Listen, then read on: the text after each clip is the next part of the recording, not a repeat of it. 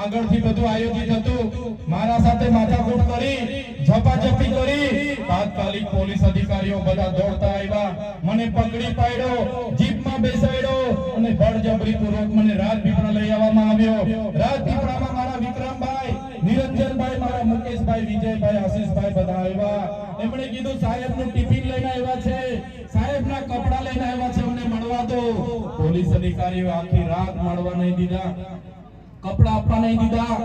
બીજા દિવસે મને ડેડિયાપાડા કોર્ટમાં લઈ જવાનું હોય, કાં તો મામલતદાર પાસે રજૂ કરવાનો હોય, મને ડેડિયાપાડા લઈ જવામાં ન આવ્યો, મને સેશન કોર્ટમાં રજૂ કરવામાં આવ્યો। મારા વકીલોએ બે હાથ જોડીને વિનંતી કરી, સાહેબ ચૈતરભાઈના અમે વકીલ છે, અમને અંદર જવા દો। ગોપાલભાઈ ઇટાલિયા અને મારા વકીલોને અંદર નહીં આવવા દીધા। મને રાજપીપળા જેલમાં રાખવાની જગ્યાએ મને ડાયરેક્ટ વડોદરાની જેલમાં નાખવામાં આવ્યો। વડોદરાની જેલ એટલે રાજા રજવાડાઓની જેલ, અંગ્રેજોની જેલ। એમાં તમે જોયું હશે, એક અઠવાડિયું નહીં, એક મહિનો નહીં, મહિનો બે મહિના 80 દિવસ સુધી તારીખ પર તારીખ, તારીખ પર તારીખ, તારીખ પર તારીખ, તારીખ પર તારીખ, જામીન ના મળે મને। પોલીસ અધિકારીઓએ કીધું આ વ્યક્તિ લોકોને ગેરમાર્ગે દોરે છે, એને જામીન નહીં મળવા જોઈએ અને એને જામીન નહીં આપવા જોઈએ। અને ભાજપના નેતાઓનું જોર, એમની સરકાર, એમનું તંત્ર, એમનું ન્યાય પ્રણાલિકા બધું જ એમનું મને જામીન ના મળે, અંદર મને ડરાવવામાં આવે, ધમકાવવામાં આવે, ગભરાવવામાં આવે, કહેવામાં આવે કે તમે આદિવાસીઓ માટે કેમ લડો છો, તમે ગરીબો વંચિતો માટે કેમ લડો છો, તમે સરકાર સામે કેમ બોલો છો, તમે નહીં બોલશો તો તમને અમે છોડીશું। ત્યારે જેલમાં પણ મેં એમને કીધું તમારે 2 વર્ષ નહીં, તમારે 5 વર્ષ મને રાખો, પણ આ ચૈતર વસાવા આદિવાસીઓ માટે લડશે। 2 વર્ષ સુધી છોડવાનો નહીં, 2027 સુધી ચૂંટણી સુધી આને છોડવાનો નહીં, એવું એમનું ગણિત હતું। મને કહેવામાં આવ્યું તમે 3 મહિના નહીં, તમે 2 વર્ષનું સામાન મંગાવી લો, કપડા મંગાવી લો। મને એક નાની અંધારી કોટડીમાં રાખવામાં આવ્યો। મારા ઘરના લોકો મળવા આવે, મુલાકાત નહીં, મારા કાર્યકરો મળવા આવે, મુલાકાત નહીં, મારો વકીલ મળવા આવે, મુલાકાત નહીં। મને ડરાવવામાં આવ્યો, દબાવવામાં આવ્યો, ધમકાવવામાં આવ્યો, છતાં આ તમારો ભાઈ, તમારો દીકરો ભાજપ સાથે ક્યારેય ભૂખ્યો નથી। તમારા બધાના આશીર્વાદ હશે, મારી બહેનોની પ્રાર્થના હશે, મારી બહેનોની માનતા હશે, મારા યુવાનોનો સહકાર હશે, આ તમારો દીકરો એમની જેલોમાંથી છૂટીને બહાર આવે તમારો। ત્યારે તમે જોઈ લો, જ્યારે હું જેલમાંથી છૂટીને બહાર દરવાજાની બહાર આવ્યો ને પગ મૂક્યો, મારા પરિવારના લોકો નિરંજનભાઈ, વિક્રમભાઈ, વિજયભાઈ, એમણે મને કીધું ચૈતરભાઈ જમીન અમે તમારા જામીન અમે જેમ તેમ કરાવ્યા છે, પણ તમને હવે ડેડિયાપાડામાં પ્રવેશ બંધી છે। આ પોલીસે ગુજરાતમાં પ્રવેશ બંધી માંગી હતી, નર્મદા જિલ્લામાં પ્રવેશ બંધી માંગી હતી, પણ કોર્ટે તમને તમારા મત વિસ્તારમાં પ્રવેશ બંધી ફરમાવી છે। તમે જો ડેડિયાપાડાની હદમાં પ્રવેશ કરશો ફરી તમને જેલ થશે। હવે મારા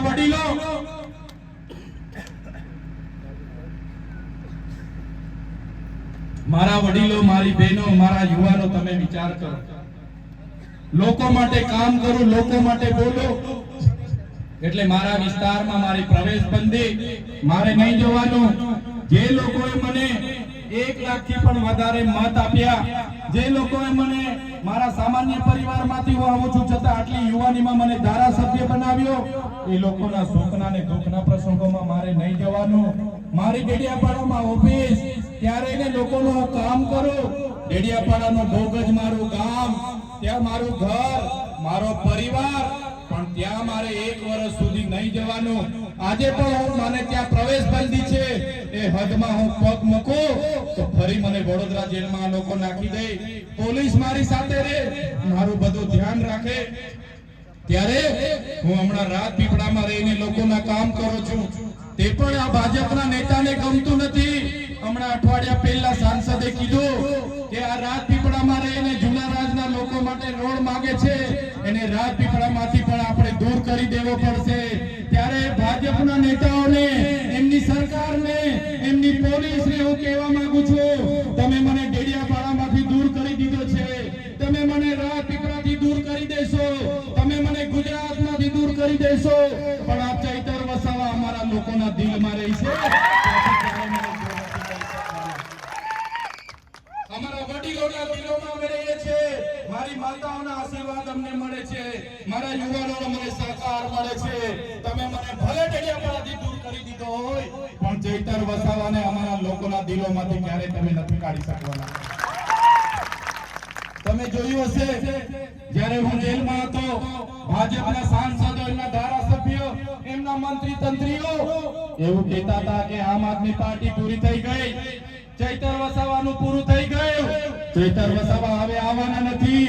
હું તમારે આશીર્વાદથી છૂટીનો આવ્યો અને તમારી વચ્ચે છું. ત્યારે નેતાઓને, એમની સરકારના, એમના મંત્રીઓને, એમની પોલીસને કહેવા માંગુ છું, तुमको क्या लगता था नहीं लौटेंगे, तुमको क्या लगता था नहीं लौटेंगे, गलत. जब तक तोड़ेंगे नहीं तब तक छोड़ेंगे नहीं. हमको क्या अंडू पंडू गंडू ठंडू समझ के रखा है क्या?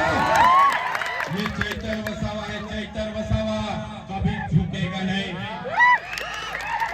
ત્યારે સાથીઓ, આમ આદમી પાર્ટી એ યુવાનો માટે લડનારી પાર્ટી છે, આદિવાસીઓ માટે લડનારી પાર્ટી છે. એટલે અમને જેલોમાં નાખવામાં આવે. અમારા યુવાનો તમે જોઈ લો, ગોપાલ ઇટાલિયા હોય, ઈસુદાનભાઈ ગઢવી હોય, પ્રવીણભાઈ રામ હોય, રાજુભાઈ કરપડા હોય, આજે ખેડૂતનો અવાજ બને છે. ત્યારે રાજુભાઈ કરપડા પણ આજે જેલમાં છે, પ્રવીણભાઈ રામ પણ આજે જેલમાં છે. પણ અમે ભાજપની શરણાગતિ નથી સ્વીકારતા. જે તમારો આશીર્વાદ અમને મળે છે, જે તમારા પ્રેમ અમને મળે છે, આવનારી ચૂંટણીમાં પણ હું તમને કહેવા માટે આવ્યો છું. મારા યુવાનો, મારા વડીલો, મારી માતા બહેનો, તમે તૈયાર થઈ જજો. આવનારી તાલુકા જિલ્લા પંચાયત તમારે બધા લડવાની છે અને જીતવાની છે. આવનારી તાલુકા જિલ્લા પંચાયત આ લોકોને સત્તા પરથી દૂર કરવું પડશે. કેમ કે એ લોકો સત્તા પર રહેશે તો આપણી જમીનોના ઠરાવો હજુ કરતા રહેશે. આપણી જંગલ જમીનના બાકી પેન્ડિંગ દાવાઓ પણ નહીં આપવા દેશે, સિંચાઈનું પાણી પણ નહીં આપવા દેશે, મનરેગામાં મળતી રોજગારી પણ નહીં આપવા દેશે અને આપણી સાથે ભેદભાવ કરશે. એટલે આવનારા દિવસોમાં આમ આદમી પાર્ટી તમને આહવાન કરે છે, અરવિંદ કેજરીવાલજી તમને આહવાન કરે છે, ચૈતરભાઈ વસાવા તમને આહવાન કરે છે. મારા યુવાનો, મારી માતા બહેનો, આવો બધા સાથે મળીને પરિવર્તન લાવીએ અને પરિવર્તનની શરૂઆત કેવડિયાના ગરુડેશ્વરથી કરીએ અને આખા ગુજરાતમાં લઈ જઈએ. એ વિનંતી કરવા માટે અમે આવ્યા છે. કેટલાક સારા લોકો ભાજપમાં છે, કેટલાક સારા લોકો કોંગ્રેસમાં છે. આ મંચ પરથી એવા સારા લોકોને મારી વિનંતી છે, ભાજપ અને કોંગ્રેસની સલામ અને સંબંધ હવે છોડી દો. ભાજપ અને કોંગ્રેસની સલામ અને સંબંધ છોડી દો.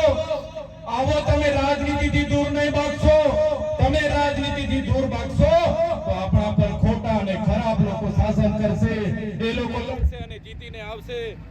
ત્યારે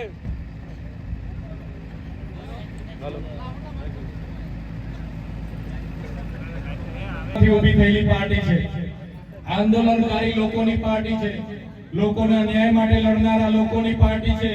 એટલે આમ આદમી પાર્ટીમાં આવનારા દિવસોમાં જે પણ અહીંના મારા વડીલો આજે જોડાવાના છે, મારા યુવાનો, માતા બહેનો આજે મોટી સંખ્યામાં જોડાવાના છે. આમ આદમી પાર્ટી પરિવાર આપનું હાર્દિક સ્વાગત કરે છે.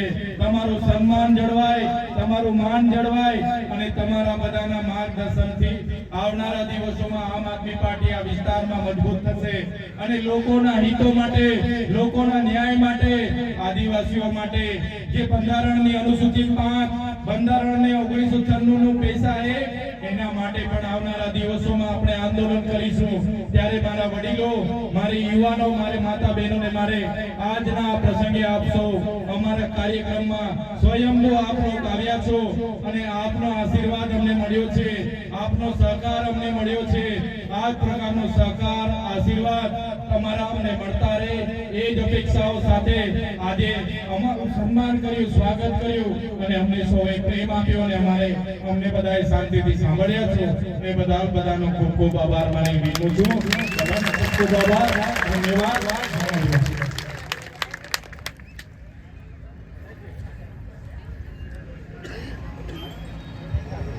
હેલો, ખૂબ ખૂબ ધન્યવાદ. આપણા માનનીય ધારાસભ્ય માટે એકવાર ફરીથી જોરદાર તાળીઓ થઈ જાય.